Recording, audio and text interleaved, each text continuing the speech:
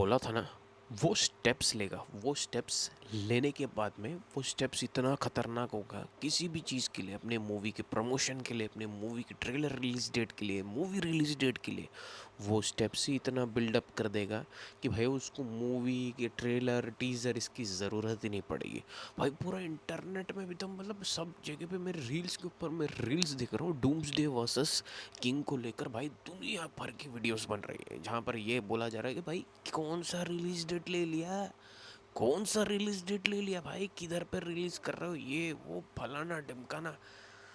Literally बहुत सारे लोगों ने वो रील सेंड किया मेरे को एंड उसके साथ में मैसेज भी किया, भाई वर्स्ट रिलीज डेट कर दिया भाई रेड चिलीज ने, ये कर दिया वो कर दिया। भाई आप बताओ यार ये क्या हो रहा है, ये पॉइंट ऑफ व्यू, आप तो वीडियो बनाते नहीं हो, ये आपका चैनल भी है, आपको याद रखना चाहिए।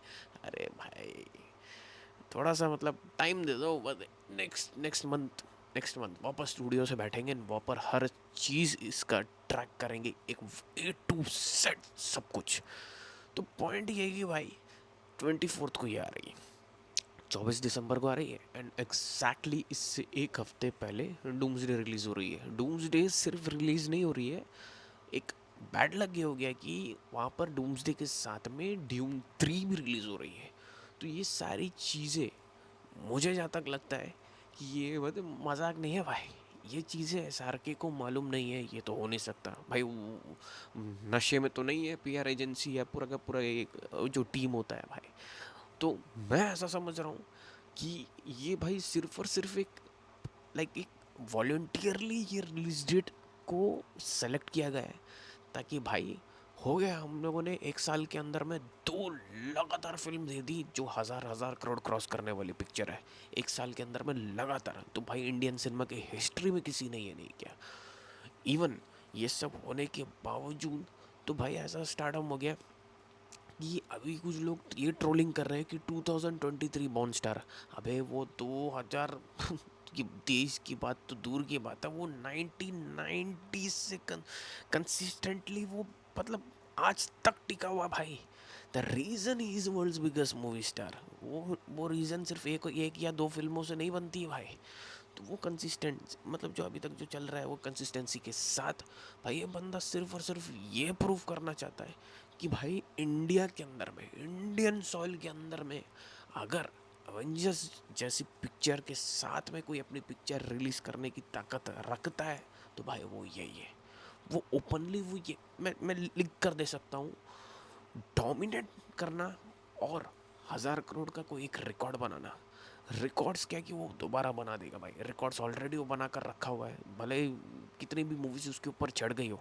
लेकिन पॉइंट ये है कि दो वो पूरे लिस्ट के अंदर में राजा मौली के अलावा सिर्फ एक ही मतलब ऐसा न, मैं बोलूँगा एक एक्टर जिसकी डबल 1000 करोड़ फिल्म उस पूरे लिस्ट के अंदर में, तो वो बंदा यही है। ऑफिशियल 1000 करोड़ की बात कर रहा हूँ। तो ये सारी चीज़ हो गई है तो उसको भी ये दिखाना है कि डोमिनेंसी वो क्या, वो कैसे मतलब पूरे इंडियन सिनेमा के अंदर में वो बंदा अकेला डोमिनेट कर सकता। भले दुनिया की सबसे बड़ी पिक्चर इंडिया के अंदर में रिलीज़ हो, मैं ओपनली कहूँगा कि पहली बार ये चीज़ कह रहा हूँ कि शाहरुख खान के साथ कोई पिक्चर क्लैश हो रही है और मैं मतलब 50-50 या 60-40 में हूँ, मतलब कौन क्लैश जीतेगा। मैं लिटरली इस बार नहीं कह सकता कि भाई 70% 80%, जबकि वो पीक शाहरुख खान है, वो पीक स्टारडम वाला शाहरुख खान चल रहा है अभी, वो डोमिनेट। बट एक चीज़ दावे के साथ कह सकता हूँ कि भाई जिस दिन ये हो रहा है ना, ये क्लैश हो रहा है ना, उस दिन मुझे पता है कि किंग इतनी बड़ी पिक्चर है, इतनी वो पिक्चर हल्के में लेने वाली पिक्चर नहीं है, इतनी भयंकर पिक्चर है कि अगर वो डोमिनेट ना भी कर पाए, अगर वो मतलब नियर अबाउट उसके कलेक्शंस एवेंजर्स के कलेक्शंस के आसपास भी पहुंच जाए इंडिया, वो एवेंजर्स पूरे इंडिया के सारे लैंग्वेजेस मिलाकर भाई कलेक्शंस करने वाली है, ये याद रखना। वो सिर्फ हिंदी से 300 करोड़ 350 करोड़, वो तेलुगु तमिल सारे लैंग्वेज, हर लैंग्वेज से उसको पूरा फुल ऑन फुल कलेक्शंस मिलने वाले हैं। अभी कोई हिंदी मूवी नहीं है कि बाहर रीजनल लैंग्वेज से उसको कलेक्शंस नहीं मिलेंगे, वो मिलेगी मिलेगी। वो पूरा इंडिया के सारे लैंग्वेजेस के कलेक्शंस मिलाकर आ रहा है और ये भाई साहब सिर्फ और सिर्फ एक सिंगल लैंग्वेज के कलेक्शंस लेकर बैठेगा। तो अगर उसके आसपास भी पहुंच गया ना, लिटरली भाई उस दिन डिक्लेरेशन हो जाएगा कि हिंदुस्तान के अंदर में अगर कोई सबसे बड़ा स्टार है, मतलब खुदा रखता है कोई, भाई गर्दन तक पहुंच गई भाई उस फिल्म की। अगर 50 60 100 करोड़ भी कम होगा तो भी भाई मतलब लिटरली डिक्लेयर हो जाएगा, this is what we call India's biggest superstar. वो ऑलरेडी डिक्लेयर हो चुका है जैसे ही क्लैश अनाउंस किया। पिछवाड़े में दम होना चाहिए भाई, पिक्चर लेकर भाग जाना, यहाँ से वहाँ भागना, वहाँ से वहाँ भागना, 400 करोड़ का लॉस करना, 300 लॉस करना, 200 लॉस करना, उसको नहीं बोलते भाई इंडियाज बिगेस्ट सुपरस्टार। यहाँ पर होता है इंडियाज बिगेस्ट सुपरस्टार कि भाई पिछवाड़े में दम है कि दुनिया की सबसे बड़ी पिक्चर लेके आओ भाई, मैं इंडिया को रिप्रेजेंट करके वहीं पे इंडियन सॉइल के अंदर में मैं लिटरली इतना कॉन्फिडेंट हूँ कि मैं तो पहले के मतलब मूड में हूँ। जबकि वो अलग बात है कि 50 50s में इवन 40 60s भी हो सकता है, 60% ये कि अवेंजर्स भाई आज नहीं टच कर पाए उसको। But this is the point, जो लोग बोल रहे हैं ना कि भाई नहीं होना चाहिए था, क्लैश नहीं होना चाहिए, अबे रिकॉर्ड्स तो फिर बना लेगा, किसी दिन सोलो रिलीज़ करके फिर बना लेगा। लेकिन बात यह कि डोमिनेट करना भाई वो बहुत बड़ी चीज़ है, बहुत बड़ी चीज़ है। अगर स्ट्राइक लग गया मतलब एक प्रॉपर बोलते हैं ना वो कॉइन उड़ गया, अगर 1% से 10% भी समझो, अगर इन केस उससे ज़्यादा कलेक्शंस कर जाती है इंडिया के अंदर में, तो तुम समझ सकते हो क्या हुआ।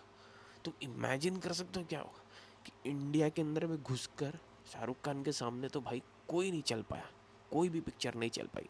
ये पूरा का पूरा हेडलाइन टॉपिक बन जाएगा। देखते हो तो वक्त ही बताएगा। यही पॉइंट है मेरा, यही पॉइंट ऑफ व्यू है। तब तक के लिए चैनल को सब्सक्राइब करो। बाय।